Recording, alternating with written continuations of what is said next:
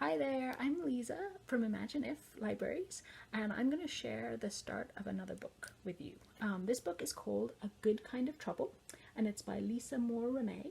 And this book is available on Hoopla. And the neat thing about that is that, remember, Hoopla is a digital catalog where you can download a book straight to your phone or your tablet or your laptop, and it's available right away. So there's no holds and no wait times. So if you really like the first couple chapters of this book that I'm going to read to you, you can check out the book right away with your library card through Hoopla. So why this book, and why do I recommend this book? Because, well, first of all, it's a really great book, and it's a really interesting read, but it's also really relevant to what's going on right now. It's a work of fiction, which means it's made up, but the stuff that this character is dealing with is stuff that we're all kind of dealing with right now, with all the protests that are going on around the country. So Shayla, who's the main character, she's in 7th grade, and she does not like trouble. But she's dealing with all the kind of 7th grade stuff that you deal with. So that means she's dealing with boys and her track team and friend issues. But she's also dealing or she's also struggling with what to do with the protests, the Black Lives Matter protests that are happening in her town. She is wondering whether or not she should wear this black armband to support the movement and to support the protests, even though it's against the rules in her school. Because remember, she doesn't like trouble, but she's wondering if there are some kinds of trouble that are worth getting into. All right, so I'm going to read the first couple chapters, and you'll see if you like it and if you want to check it out. All right, A Good Kind of Trouble. Chapter 1. First slide. I'm allergic to trouble. It makes my hands itch. But today in science, when Mr. Levy starts calling out lab partner assignments, I don't even get the slightest tingle. I just sit there, barely breathing, waiting for him to assign me to the perfect partner. He's been promising we'd start science lab since the first day of school, but it's been weeks. Lots of time for me to decide on the perfect partner. She has somebody in mind. Mr. Levy has been He might be Levi, I'm not sure, I'm going to say Levy, has been teaching science at Emerson Junior High for centuries. And he looks like a mad scientist, for real. He has wild frizzy grey hair and even wears a lab coat every day. He fluffs his hair and adjusts his thick black glasses. I start rubbing my hands against my legs, which isn't a good sign, but I don't pay attention. Any second, he'll get to my name. Shayla and Mr. Levy pauses a few seconds, like he's really thinking about it, like he doesn't already have the list in front of him. And Bernard, he says. No. And I mean no. This is the opposite of perfect. I sneak a peek behind me. Bernard sits in the back, slouching low in his seat. Junior high desks weren't made for Bernard. He's not kid size. He's grown-up size, and grown-up big. He catches me looking at him, and his mouth shifts into a mean grimace. I gulp and look away. My sister, Hannah, would say I'm just being like those people who take one look at a black person and think they need to clutch their purse tight or lock their car doors. I have no problem with Bernard being black. Obviously, I'm black too. It's him being huge and mean and scary. Bernard went to the same elementary school as me and my best friends, Isabella and Julia. We're all terrified of him. Everyone I know is terrified of him. Even in kindergarten, he would scowl at everyone. And he'd yell a lot. In 2nd grade, he yelled at me because I got to the Star Wars Legos before he did. He grabbed those stormtroopers right out of my hands. And if you've ever had someone snatch Legos from you, you know how much it hurts. And he didn't say sorry. I told him I needed the stormtroopers. But Bernard looked at me like he wouldn't have minded squashing me right underneath one of his big shoes. Bernard was a bully then, and he's a bully now. Please, oh please, don't let us be doing lab work today. Find your partners, everyone. Mr. Levy claps his hands together. I just bet partnering me with Bernard is some devious experiment. What happens if we mix trouble-hating girl with bully boy? Kaboom, that's what. Shayla! Bernard hollers. He sounds mad. I guess he's not happy that we're partners either. I walk to the back of the room, to the lab tables, and my feet feel like they weigh 600 pounds. I got the first slide. Bernard's voice is like a bunch of bowling balls being dropped all at the same time. The glass in one of his big paws snaps in two. Oh, I say. He could probably snap one of my fingers just like that. Bernard shakes his hand and starts sucking a finger. I'm sure that is a bad idea. Mr. Levy comes over and sets some new slides next to our microscope. He doesn't even ask Bernard if he's okay. Bernard doesn't look okay.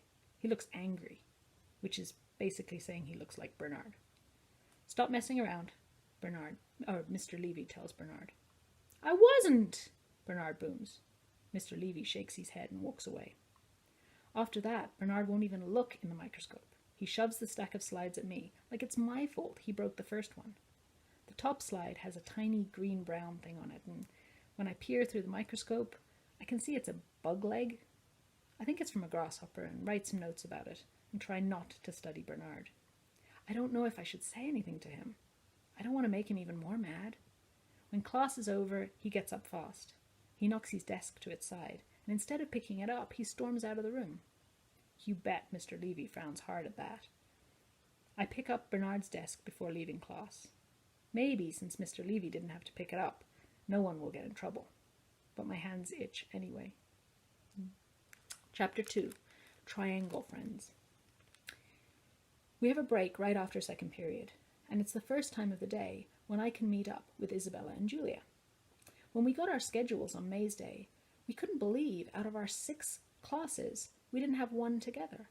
How is that even possible? I'm only in pre-algebra, but I'm pretty sure the odds of that have got to be crazy high. Only getting to see my friends at break and lunch is the worst. Some people think it's weird I have 2 best friends. But who's your favorite? They'll ask. Who could pick between pizza and spaghetti?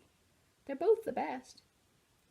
We make a great triangle, and 3 is actually a magic number. I learned that from the Schoolhouse Rock DVDs. We are alike in everything that matters. We call ourselves the United Nations because Isabella is Puerto Rican and Julia is Japanese American. And then there's me. And yes, we know black isn't a nation, but we also know that we are united. We've been friends since forever, but super best friends since 3rd grade, when we got partnered for a group project. Each group was assigned a place in the world and then had to give a presentation like we were tour guides. We got Hawaii, and Mama bought fake palm trees and coconuts from Dollar Tree, and Isabella's mom, who's a graphic designer, helped us make travel brochures. Isabella painted an amazing poster of a Hawaiian beach at sunset. Julia was really excited because she has a lot of family living in Hawaii, and brought in a whole bunch of shell necklaces and postcards and even a bottle full of sand from a Hawaiian beach. We've been united ever since. Every day at break, we meet behind the row of extra classrooms next to the multipurpose room. Even though the buildings are called portables, I don't think they ever get moved once they're set down. Isabella is already there, claiming our spot, right under the huge magnolia tree. But there's no sign of Julia yet. Isabella's t-shirt is a swirl of peach and rose with a hint of pale blue. It looks like a dawn sky. It is beautiful, and I am immediately jealous. That is the cutest top, I say. When did you get it? Isabella looks down at herself as if she can't remember what she's wearing. It's just tie-dye. She stretches the material out, examining the colors. I was trying for a sort of ombre thing. It didn't work exactly. You made it? I am as close to squealing as I get. She shrugs. It was easy. You just have to be careful how you tie the rubber bands. Well, next time we do a tie-dye project, you're totally making mine, I say. You got it, Isabella says with a smile. Where's Jules? I ask. I can't wait to share my horrible science lab news, but I can't say anything until it's the 3 of us. Isabella points, and I turn to see Julia running toward us. When she reaches us, she's all out of breath and plops down next to me and Isabella. She digs an apple out of her backpack. Sorry I'm late. Mr. Lee took forever handing back homework. What did you get? I ask, and Julia frowns at me. Grades aren't her thing, the way they are mine. I mean, she does fine. She just doesn't care. We all stretch out our legs. My long, skinny, dark brown ones, next to Isabella's tan ones, next to Julia's much lighter ones. We're all wearing low-top black Converses. Julia's are really worn out, and Isabella's are splotched with purple paint. Mine look like they just came out of the box. I like things neat. Since break is only 12 minutes, we don't have time to waste, and we're already starting late, so I blurt out, "You'll never guess who my lab partner is." It's funny how even terrible news can be exciting to tell. "Not that jerk who talked about your forehead?" Julia asks, and takes a huge bite of her apple. I put a hand over my forehead. On the very first day, in my very first class, there he was, Jace Hayward, with his cinnamon skin that's just a little lighter than mine, and those wide lime green eyes and a grin as cool as lake water. I had told Julia and Isabella that this year was the year I was going to have a boyfriend, and when I saw Jace, I decided he was the one. If we had gotten partnered today, that would have been the first step. I probably shouldn't have told Julia and Isabella what Jace said about my forehead. "Jace is not a jerk," I say. "He was just being funny."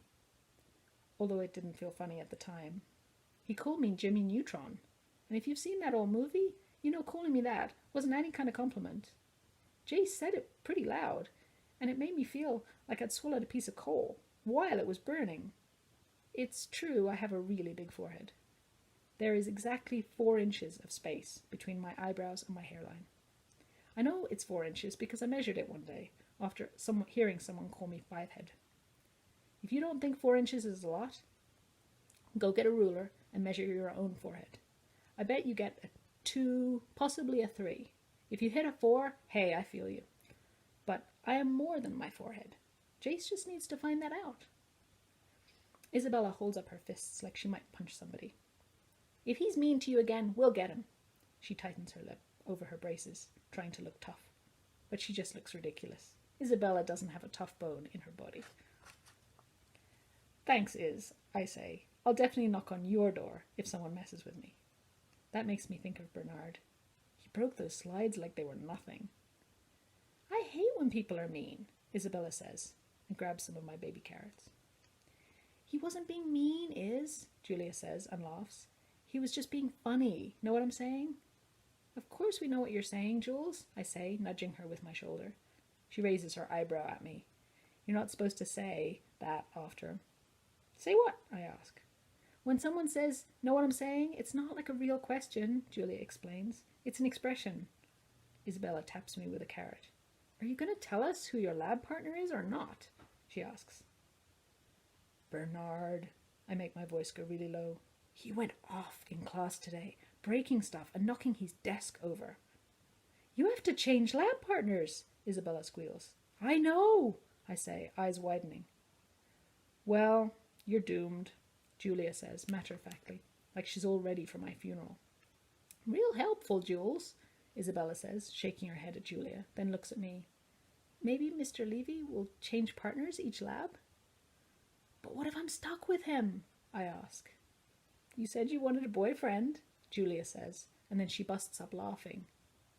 "You are not even close to funny, Jules." Normally I don't mind Jules' jokes, but Bernard being my boyfriend, that's as funny as lima beans. Isabella points a carrot at me. "It'll be okay. He can't kill you right in the middle of class." For some reason, that's not nearly as comforting as I want it to be. "You have carrots stuck in your braces," I tell her. She puts her hand over her mouth. "And that's funny because—" Her big hazel eyes get even wider than normal. "Because what?" I ask. And then the bell rings and breaks over. "Gotta go." Isabella jumps up. Her 3rd period is way over on the other side of school, so she always dashes as soon as the bell rings. "I won't see you guys at lunch." She yells over her shoulder, "I have an appointment." And then she runs off. "Wait, what?" I call after her, but she doesn't turn back to answer. "Did you know she was leaving school early?" I ask Julia. "Nope," Julia says. "Hey, don't worry about Bernard." I hold out my hands so Julia can help me up. "And now I have to go to PE, I groan. Julia yanks me up from the ground, and for just a tiny second, I can imagine flying right over the rows of portables and far, far away from PE. All right, I'm going to stop there. That's the end of chapter 2. If you like the sound of this, remember you can go and get onto our website, imagineiflibraries.org, and click on Hoopla and use your library card to download this today. You don't have to wait for it. There's no holds. You can get it. All right. I hope you enjoy.